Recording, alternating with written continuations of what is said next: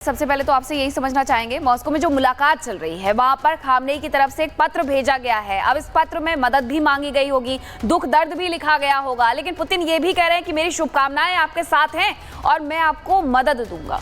क्या समझे? जय हिंद, नमस्कार। देखिए, कोई भी कंट्री का अगर एक फॉरेन मिनिस्टर जाकर प्रेसिडेंट पुतिन से मिल रहा है, मेरा ये अपना आकलन है कि ये प्रोटोकॉल में थोड़ा अप एंड डाउन हो गया। बट फिर भी खमेनी अगर एक लेटर भेज रहे हैं, उसमें कोई मदद मांग रहे होंगे, और मदद मांगने के अलावा एक्चुअली मांगेंगे क्या? कुछ दे तो पाएंगे नहीं। ज़्यादा बड़ी बात है वो सिर्फ ये याद दिला पाएंगे कि चलिए जी, वर्ल्ड फोरम्स पे हमने रशिया का हमेशा से सपोर्ट दिखाया है, डिस्प्ले किया है।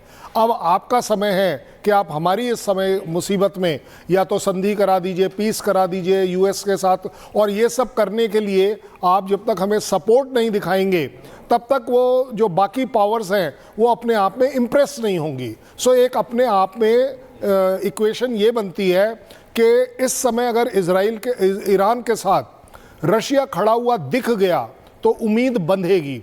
अगर रशिया इस समय पल्ला झाड़ गया तो ईरान के लिए बहुत बड़ी मुसीबत है, क्योंकि अगर ईरान का पल्ला रशिया झाड़ेगा तो आप समझ लीजिए चाइना भी झाड़ देगा अपने आप में। जो सो कॉल्ड पाकिस्तान आपके साथ भी आया है, लेकिन वो यूएस के साथ भी जाना चाहता है।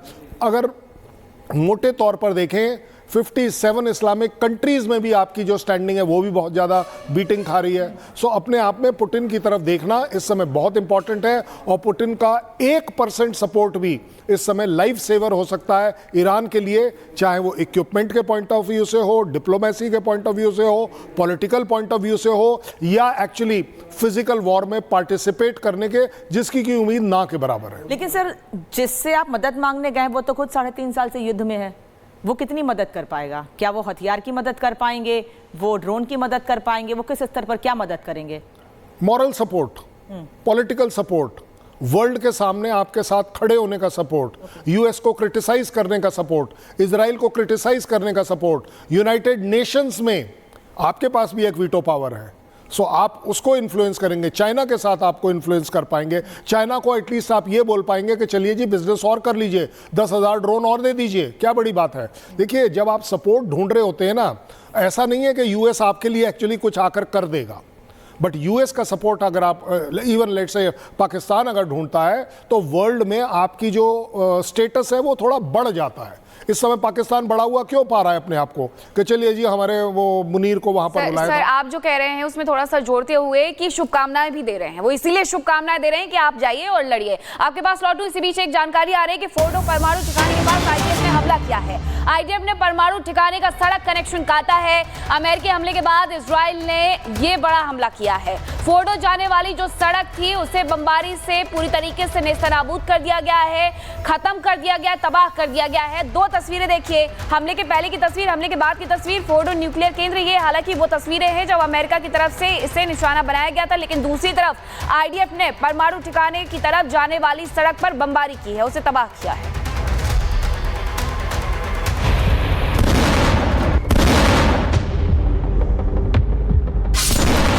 रविवार को ऑपरेशन मिडनाइट हैमर के जरिए अमेरिका ने ईरान की न्यूक्लियर साइट को तबाह कर दिया।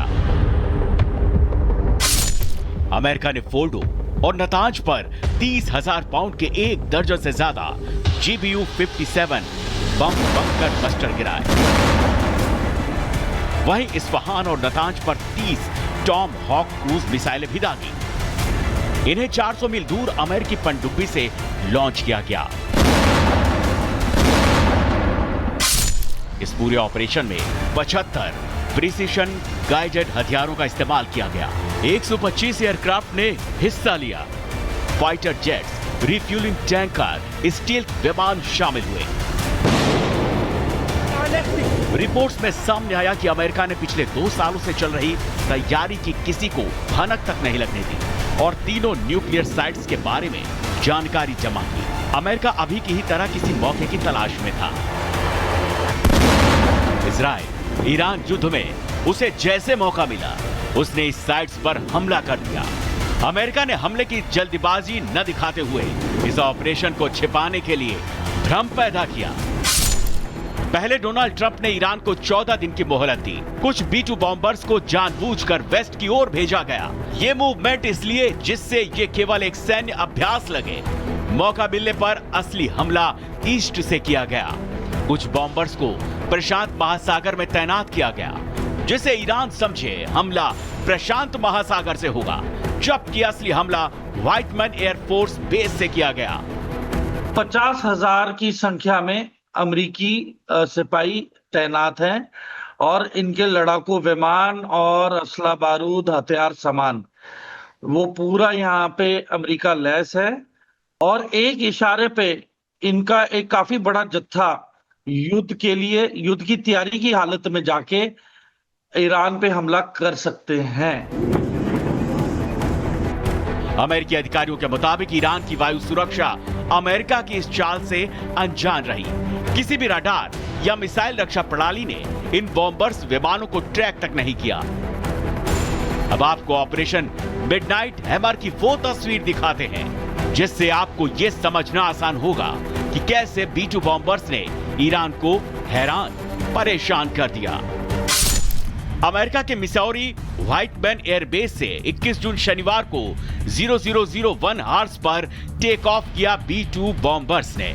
सभी विमानों को हवा में रिफ्यूल किया गया क्योंकि 17 घंटे का लंबा सफर था। 21 जून को 1700 आवर्स पर आसमान में अमेरिका के सेंटॉम कमांड से B-2 बॉम्बर्स को सपोर्ट मिला। 1700 आवर्स पर ही अमेरिका ने समुद्र से टॉमहॉक मिसाइल भी लॉन्च कर दी। 1800 आवर्स पर अमेरिका के B-2 बॉम्बर्स और बाकी विमान ईरान की सीमा में दाखिल हुए। 1840 आवर्स से 1900 आवर्स के बीच बॉम्बर्स ने हमला कर दिया। 1930 आवर्स पर बॉम्बर्स ने ईरान की सीमा छोड़ दी। इसके बाद 17 घंटे के लंबे सफर के लिए एक बार फिर विमानों को हवा में रिफ्यूल किया गया और 22 जून को सभी विमान सुरक्षित व्हाइटमैन एयरफोर्स बेस पर लौट आए। हमले से पहले इजराइल ने 9 दिनों तक ईरान की मिलिट्री इंफ्रास्ट्रक्चर को कमजोर किया था। वो लगातार ईरान पर हमले कर रहा था। इजराइल ने 21 जून की रात भी ईरान पर ही हमले कर दिए, जिससे ईरान उन हमलों का जवाब देने में व्यस्त रहा और अमेरिका को हमले का समय मिल गया। वहीं इजराइल की ओर से ऐसा माहौल बनाया गया कि अमेरिका अभी उसके साथ खुलकर नहीं आ रहा। इसको लेकर कई बयान भी सामने आए, लेकिन इन सब के बीच अमेरिका ने ईरान पर सरप्राइज अटैक करके खामनेई को हैरान कर दिया। Report Republic Bharat. और अमेरिका ने ईरान पर जो हमला किया उसे ऑपरेशन मिडनाइट हैमर नाम दिया गया। लेकिन इस ऑपरेशन को अंजाम कैसे दिया गया ये आपको बता देती हूँ। यूएस मिसौरी व्हाइटमैन से उड़ान भरी थी B-2 बॉम्बर ने। B-2 बॉम्बर से ही बिना रुके 37 घंटे की उड़ान के बाद हमला किया गया था। बीच हवा में कई बार इसमें फ्यूल भी भरा गया, यानी इसमें हवा में ही रिफ्यूल किए जाने की क्षमता भी है, इसीलिए बीच हवा में इसको रिफ्यूल किया गया। करीब सुबह 4:10 पर ईरान पर हमले किए गए, जिसमें 3 अलग अलग जगहों पर नुकसान का दावा किया जा रहा है। 14,000 किलो के GBU-57 बम गिराए गए, जिससे ईरान को बड़ा नुकसान हुआ है, यह अमेरिका दावा कर रहा है, लेकिन ईरान इससे इनकार कर रहा है। 1 दर्जन से ज्यादा बमों का इस्तेमाल किया गया है।